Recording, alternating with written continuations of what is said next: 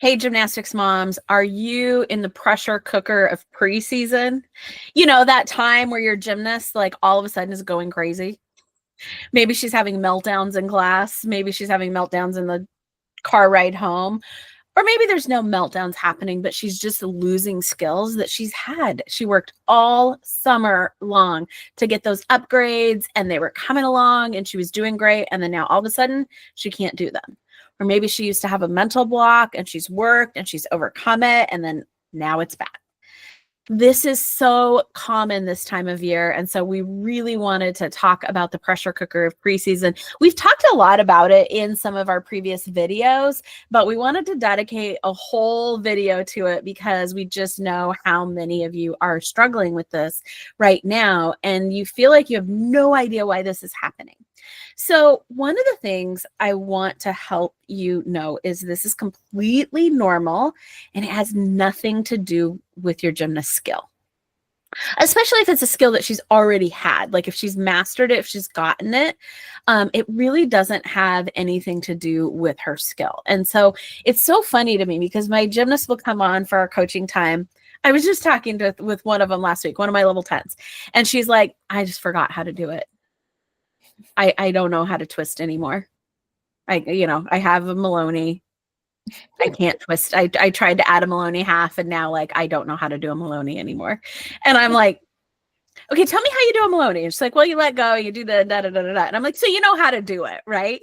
She's like, I guess so. But they literally think that that they don't know how to do the skill. It's like they're starting from scratch. And that's just not true. So we wanted to talk to you about what is going on and about what some of the reasons that they're experiencing it.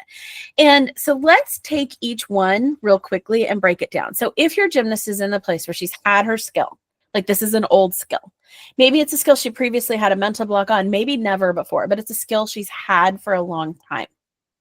And then all of a sudden you get close to season and she starts to lose it. It has zero anything to do with the skill. It's 100% about pressure that she's starting to put on herself about preseason or about season. And her brain is starting to focus so much time and so much energy on the worry about season. And she's telling herself sentences like, I have to do this now. I have to get this. I have to be good enough. Sometimes it's the opposite. Sometimes it's like their brain knows if I have all my skills, that means I have to compete at the next level. And I'm not sure I'm good enough. And so it might be that. So sometimes it's the fear of not being good enough at the next level. Sometimes it's the fear of just that it's coming. As I record this today, I'm waiting for a hurricane to come. I live in Orlando and a hurricane is coming our way. And just like the stress of waiting for it to come is just like, even right now, while I'm talking to you, I keep looking outside and I'm thinking about the hurricane. Like my brain is focused on this hurricane that's coming instead of being focused on what I'm doing right now. Naturally, I have to keep refocusing it. And that's what's happening to her. It's like season is like a hurricane coming at her. And then all her brain wants to think about is that instead of being able to like focus on actually just doing the technical things of the skill. And so I've seen this happen, especially though, with kids when they're trying to do, like when they've gotten a skill, but they don't have it very well. And one of the parts is they have not developed the muscle memory yet. They haven't done enough repetitions of the skill where they can do it without thinking about it. But they're not thinking about it anymore. They're thinking about the routine and trying to put the whole routine together. They're thinking about the tests that they have at school. They're thinking about all of these other things. And they're not like for all summer, they had the luxury of just working on just the skill by itself.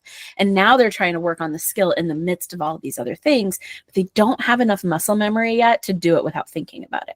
And so that's what's happening is their brain is freaking out because they're like, what am I supposed to be doing? I have no idea what I'm supposed to do. You're not giving me any instructions here, brain. And so then they freak out. And this especially happened with one of my sweet gymnasts, Anne. Last season before, she's doing really well, getting all of her things, and then she just starts losing bars, beam, floor every year. And it's because she knows that if she does not do well at a meet, she is going to be incredibly hard on herself. She is going to beat herself up so bad, and she's already starting to be afraid of experiencing that. And so that fear begins to put her where she's not doing her skills. Because here's the thing. When your brain goes into fight or flight, it doesn't matter what the cause of it is. It doesn't matter if I'm going into fight or flight because I'm afraid of getting injured, or because I'm afraid of not being good enough at a meet, or because I'm afraid of my coach, or whatever the other reason is. It doesn't matter what the reason that made them afraid is. It's the fear that puts them into the fight or fight that makes them not be able to do the skill. And so the source of the fear is different this time of year than it was back in June when they first started trying the skill. But the outcome is the same. And so that's why you're seeing them struggle. So, Allie, tell me what's even behind those fears. Yeah. Well, first of all, they care a lot about what you think, about what their teammates think, and about what their coaches think. And the reality is, it's supposed to be that way, right? They count on you guys for survival. I won't go that deep into it, but like the reality is they need you to love them so that they can survive, right? If you really think about it. And so when they start losing these skills, they feel embarrassed, or like a disappointment, or like they're not good enough. And then they think that they're letting you all down. And that is probably the worst feeling that they could imagine. And it comes out a lot of times in like embarrassment too. Like they're embarrassed to like lose their skills, and they're wondering what the other girls and what the coaches are going to think, and all of these things. And so it does not matter. You can be the kindest parent ever. You can have the most hype coach ever. You can have, it does not matter. They look up to you and care what you think. And that's why this happens. So I want you to also like give yourself a breather. Parents are like, I don't know what I'm doing wrong. I'm not doing this correctly, because they like care so much about what I think, but I just want them to be happy. And I'm like, it is a normal part of them growing up to care about that. And so that's okay. You're not doing anything wrong. Just wait for the season where they're teenagers, where they don't care what you think and they think everything you do is wrong. That's true too. And even when they don't care, they still don't want to disappoint you. Yeah. Right? Like it's like such a weird dynamic. And so the reality is like the bigger fear behind the skill loss is this fear of disappointing all of you. And we've seen this over and over again with our gymnasts. And it always starts so like they don't come right out and say it right away. It always takes like a little bit of like, okay, like, so what if you don't have that skill? Like, tell me more about it. Like, tell me what's going to happen. And they're like, well, if I don't have it, then my coach is going to be upset with me. And I'm like, oh, like, tell me, like, when your coach is upset with you, what happens? And it's usually like nothing even crazy. It's just like, I can just tell that they're disappointed by how they look at me. And I'm like, okay. I mean, let's focus on what you can control. But the bigger fear, my point is once this starts, it spirals. So like the reason a lot of this starts is some of the things that Stacey was talking about, and that mental fatigue and some of those like perfectionism instincts, like of, I just want to be perfect at this. It starts there. And then once they start to struggle, the bigger fear is like that they're disappointing others. And then there's a whole nother step behind it. And so that's why actually mental performance training is so important, because this is what we can help them with. And Stacey's going to tell you a little more about that. Yeah. And I think even a step behind like caring what everybody else thinks is just that deep rooted fear that we all have, that they're not good enough. That there's just like something inherently wrong with them, that they're just not worthy, they're not good enough, and they're trying to prove that they're good enough by being a good gymnast. And so if they're not a good gymnast, they're just not worthy of anything at all. And that deep fear is often what's driving all of this. And so you're not going to probably as a parent fix that fear because one of the things is that you are one of the people that they care about being good enough for. And so as they are, growing up and their brain is developing, that's what it's supposed to do. And so having mental training, which helps them understand their brain and what is going on and why their brain thinks that this is such a problem. We talk to them a lot about like this idea of, we actually go pretty deep into this in our training, how to unlock her full potential. And so go watch that. But we talk about this idea of social standing and how the brain cares so much about social standing, and it literally views this as a life or death situation. So in mental training, we help them understand their brain, not because they need to know neuroscience, but because when they understand it, they can then begin to deal with it. Right now, what's happening is they just think that they can't do their skill anymore. They just think that something's going wrong physically. They don't understand that their brain is hijacking them right now. And it's like, and they just need to be able to actually manage that part of their brain. And so when we teach them the physical tools that they need, that really, that's really going to help them be able to manage this part of their brain. One of the tools that we love to teach them is this idea of worthy fails. So worthy fails is this idea that you can, or I loved the path. I'm trying to think of the quote. The path to success. No, failures are the stepping stones on the path to success. There we go. You got it. There you go. Failures are the stepping stones on the path to success, or all success is built on a pile of failure. But literally, to learn something new, you have to mess it up, learn why that didn't work, evaluate it, try again. Like, you have to go through a process of failing and trying and learning and failing and trying and learning to learn something new. But gymnasts have such a strong perfectionism issue, and we're going to talk about that in a very near soon episode, because it's, everybody's dealing with it. But gymnasts have such a strong perfectionism that failure part, they can't tolerate it. And so we try to teach them to look at it as like a positive thing. They're in a competition. Who can get the most worthy fails? Or, you've got an assignment. You have to get 20 worthy fails this week. And what a worthy fail is that they attempted something that they thought would help them in their gymnastics with their skill, whatever. I'm going to push square with my hips. Like, they did a specific thing that they thought would help them. And maybe it helped, maybe it didn't, but they didn't get the result that they wanted. And that's a worthy fail. And they need to have tried at least 20 different things that didn't work on their path to finding the thing that did. And so we try to teach them to look at fails. And it has to be a worthy fail. An unworthy fail is I didn't try, I didn't show up, I didn't put any effort. That's not a worthy fail. A worthy fail is I put in an effort, or I tried this thing, or I did this, and then it didn't work out. And that's totally fine. And that's normal. And that's the process. And let's celebrate them. And even celebrating their worthy fails. Like, how many worthy fails did you get? Like, get in the car and like, how many worthy fails did you get today? And like, have them, be excited and celebrate the things that they try that don't work out as much as you celebrate the end result of working out. And that can really help rewire their brain to look at failure as part of the process instead of a problem. All right. Self-compassion, Allie.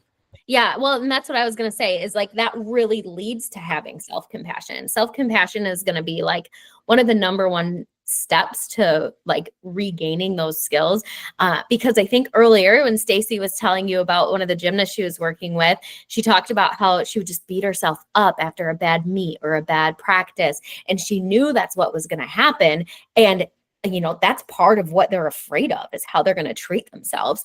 And so being able to treat yourself with kindness and compassion is going to be one of the most helpful things for them. And I've coached on this multiple times this week. And this is part of the reason we wanted to have this topic. But one of the girls I was working with, she was like, I just feel like I'm in a rut, and every practice I'm struggling. And I'm like, oh, are you doing like 800 reps, but they're not quality reps? And then you're telling yourself how bad you are.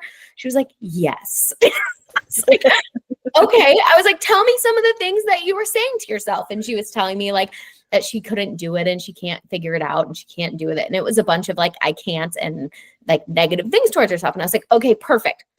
Next time you're in the gym, I want you to go up to your teammate or friend that's having a bad day and tell her all those things. And she was like, no, I'm not doing that. They're always so horrified. Like, what? I would never. Why would I do that? And I was like, well, I don't know. Why are you saying it to yourself? Why do you think that that's motivating or helpful or anything to that extent? And we just kind of have this idea that if we beat ourselves up enough, then we'll eventually want to change it.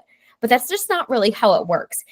Otherwise, that's what we would do to our friends, right? To try and motivate them. We would be mean, but that doesn't work. What they say helps them is when their friends encourage them and have compassion and are relating to them. And I'm like, that'd be interesting. Like, what if you treated yourself like your best friend? And so that's something we actually do a lot with them, but it's like such an easy way, even for you. I think thinking about the things that you say to yourself when maybe you're disappointed in how you followed through with an eating plan or an exercise plan or a new schedule or calendar you were trying to follow through with. When you don't do it, what are the things that you say to yourself? And would you say that to your best friend? And if not, why are you saying it to yourself? Because the compassion that you have with yourself is actually going to be, that kindness is actually going to be what encourages them to continue to move on and perform better and get better and overcome those things. So that's my challenge to you this week, is to catch yourself when you're struggling of trying to think about, would I say this to myself? How could I be more compassionate? How would I be compassionate to a friend in this situation? And see what a difference it can make. Yeah.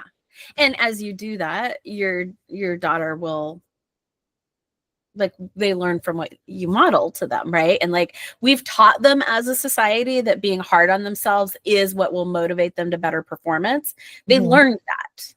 That was not innate. You don't see 2-year-olds doing that. Like, they learned that.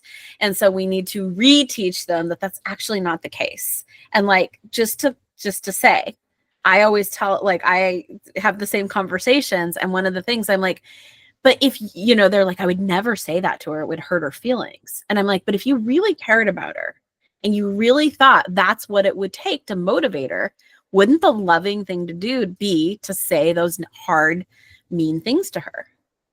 And then she was like, no, because it doesn't help her. And I'm like, exactly. Like, we all know deep down that it doesn't help.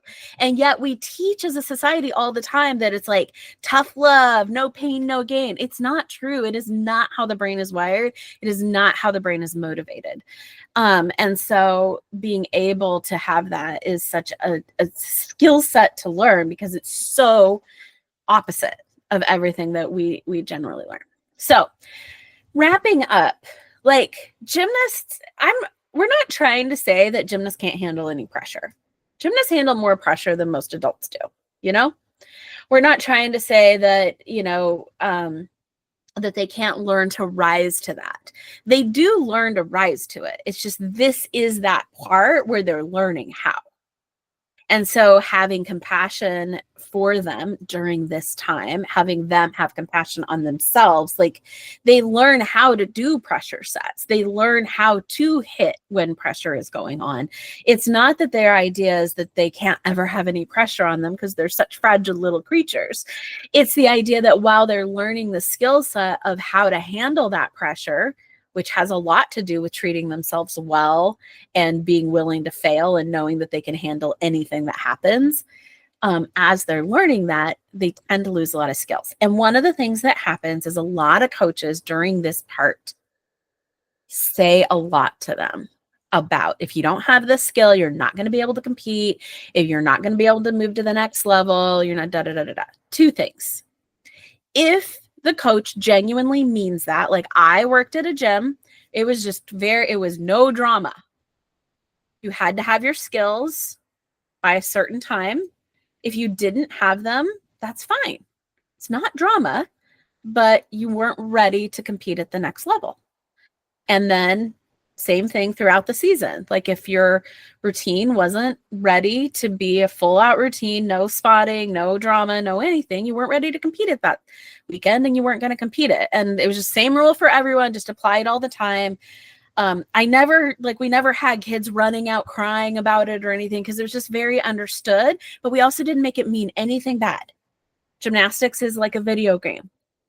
It's about mastering each level before you move to the next level, not you move each one a year. So for you parents that are like, if they don't move to the next level, it's terrible. Like, it's not like school. They're not supposed to move to the next level every single year. Sometimes they need multiple years to master it. So in a gym where that's the case, helping your kid process, like, it'll be great to have a good season. Won't it be fun to repeat the season and like really like know what you're doing and feel confident about all your skills and all, and not be worried about the skill that you don't have, and like helping them with that. Unfortunately, a lot of gyms put it in the scenario where they're trying to use it to motivate them to get it. And it tends to backfire. And then they tend to lose it more. And so in that scenario, I just say, your coach is feeling the pressure too.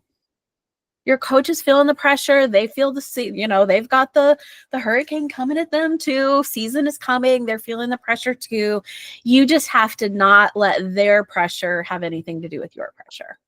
You've got time. You're going to get the skill. It's going to come back. You just got to get through this season of it. You're going to be totally fine. So we love helping kids through this, because at the end of the day, this is the kind of stuff that lasts with them for a lifetime. Learning how to fail, learning how to deal with pressure, learning how to be kind to themselves no matter what. Like, this is the stuff we love to help with. So we go a lot deeper into some of this stuff in our webinar. So really encourage you to go watch that webinar if you haven't already. But anything to end with, Allie? Oh, you're muted. We had kids screaming in the basement. Oh, gosh. Just you as a parent, just remember, we understand the hurricane's coming at you too. So do your best to just take a breath, and it'll be okay. And we'll all get through this together. Yeah, love it. All right, bye.